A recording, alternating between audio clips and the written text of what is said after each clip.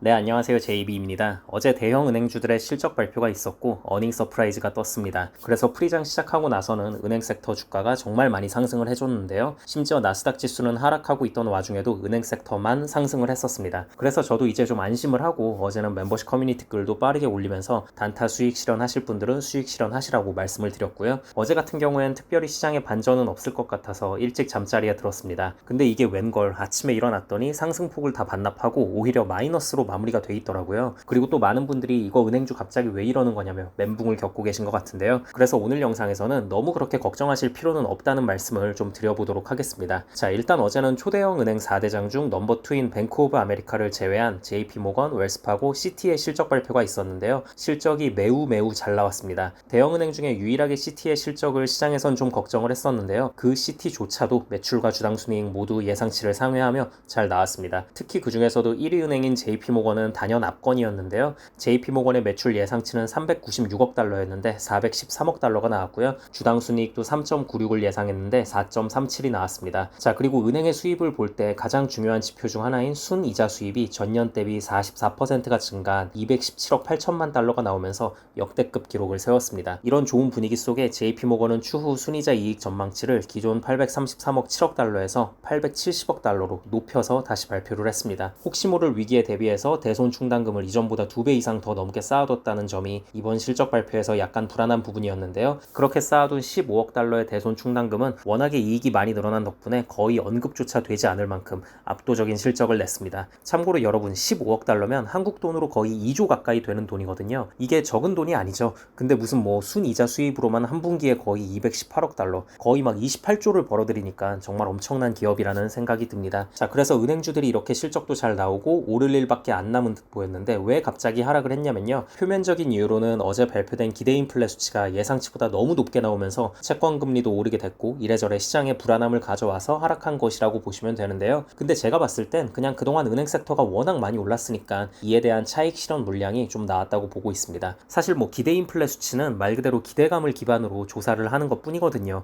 물론 뭐 이 지표 자체가 전혀 의미가 없다는 말을 하는 건 아닙니다. 왜냐면 이 기대 인플레가 높으면 아무래도 노사 간의 연봉 협상에 있어서 근로자 측에서 이를 근거로 더 높은 연봉 상승을 제시할 수 있는 거기 때문에 의미가 전혀 없는 건 아니에요. 하지만 상당히 좋은 CPI 수치가 나온 게 불과 이틀 전입니다. 근데 이제 와서 갑자기 기대 인플레가 잘 나왔다는 이유로 인플레에 대한 우려가 다시 재점화되며 증시를 하락시킨다? 글쎄요. 물론 표면적인 이유가 될 수는 있겠죠. 왜냐면 투자자들 입장에서 이거 너무 오른 것 같은데 일단 수익 실현해? 아니면 좀 더 들고 가? 고민했던 와중에 기대 인플레가 저렇게 잘 나오니까 그래 일단 잠깐 수익 실현하고 가자 이렇게 명분을 줬을 테니까요. 그리고 채권도 마찬가지였죠. 채권도 그동안 너무 계속 오르기만 했으니까 차익 실현을 할 만한 타이밍이 한 번쯤 나온 것으로 보고 있습니다. 그래서 전 어제의 하락은 그렇게까지 큰 문제로 보고 있지는 않습니다. 그리고 여러분, 이렇게 하락을 했다고 하는데 보면 막상 또 그렇게 많이 하락한 것도 아니에요. 우리가 많이 투자하고 있는 FAS와 뱅크 오브 아메리카를 보면 FAS는 2%, 뱅크 오브 아메리카는 1.8% 하락을 했거든요. 이 정도면 사실 조정이라고 보기도 힘든 수준입니다. 그리고 저는 투자하고 있진 않지만 BNKU는 4.5%가 하락을 하면서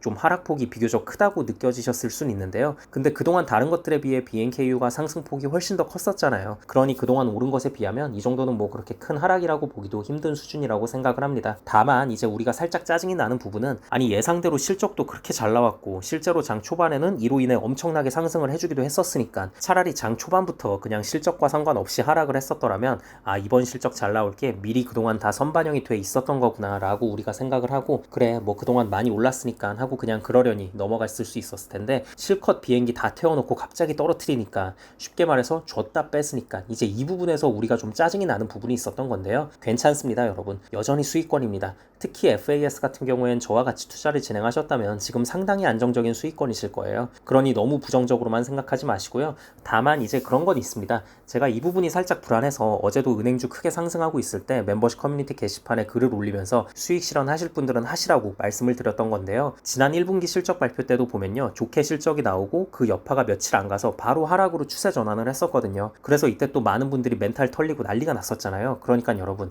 애초에 단타로 진입하셨던 분들이거나 아니면 은행주에 확신이 없다거나 뭔가 본인이 생각했을 때 나는 좀 징징거리는 스타일의 사람이다. 주가가 떨어지면 잠이 안 오는 스타일이다 싶으신 분들은 지금도 충분히 수익 보고 계실 테니까 그거 익절하시는 걸 추천드립니다. 저는 물론 은행주를 비교적 장기로 가져갈 생각이지만 단타로 접근하셔서 줄 때 먹는 거 이거 나쁜 거 아닙니다. 어쨌든 괜찮게 수익 보고 빠지시는 거니까요. 네, 아무튼 전 분명히 말씀드렸습니다. 괜히 나중에 또 혹시라도 마이너스 전환되더라도 저한테 이거 뭐냐고 막 따지거나 뭐라고 하시면 안 돼요. 그리고 이제 은행주를 좀 장기로 가져가시려는 분들께 제가 드리고 싶은 말씀은요. 저는 이럴 때일수록 그 본질에 좀 더 집중해야 한다고 보거든요. 여러분, 결국 기업은 실적으로 즉 숫자로 말을 하는 겁니다. 올해 3월 이후부터 은행주에 대한 불안함의 강도가 강하냐 적냐는 있었지만 늘 안 좋은 분위기가 계속 지배를 하고 있었잖아요. 근데 그럼에도 불구하고 지난 1분기 때도 그렇고 이번 2분기 때도 그렇고 실적 나온 거 보세요. 정말 어마어마하지 않습니까? 아니 그냥 단순히 매출과 주당순이익, 어닝 서프라이즈 뜨고 이런 걸 떠나서 아까도 제가 말씀드렸지만 JP모건 같은 경우엔 한 분기의 순이자 수익만 거의 28조가 됩니다. 이자 수익만. 여러분 이런 말도 안 되는 사업이 이런 꿀 같은 사업이 세상에 어디에 있습니까?